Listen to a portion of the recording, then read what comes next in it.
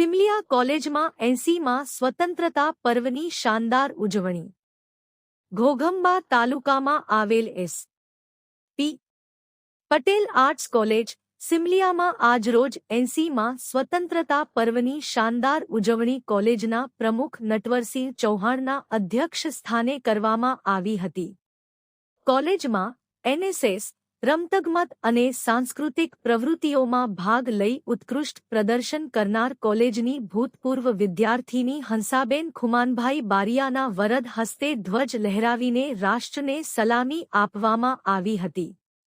ના કેડેટ્સ દ્વારા પરેડ યોજવામાં આવી હતી. વંદે માતરમ, ભારત માતા કી જય, ઇન્કલાબ જિંદાબાદ, ગાંધી બાપુ અમર રહો, આઝાદી અમર રહોના ગગનભેદી નારા લગાવવામાં આવ્યા હતા. દેશભક્તિના ગીતોની પ્રસ્તુતિ કરવામાં આવી હતી. કાર્યક્રમના અધ્યક્ષ નટવરસિંહ ચૌહાણે રાષ્ટ્રની એકતા તથા અખંડિતતા ટકાવી રાખવા તથા રાષ્ટ્રના વિકાસ માટે ઉચ્ચ શિક્ષણ મેળવવા માટે હાકલ કરી હતી.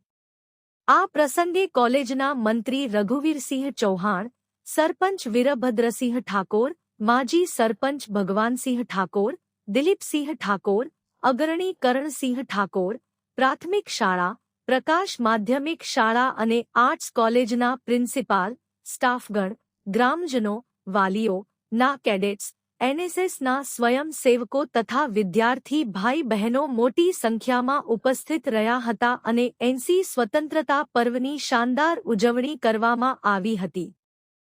મનોમંથન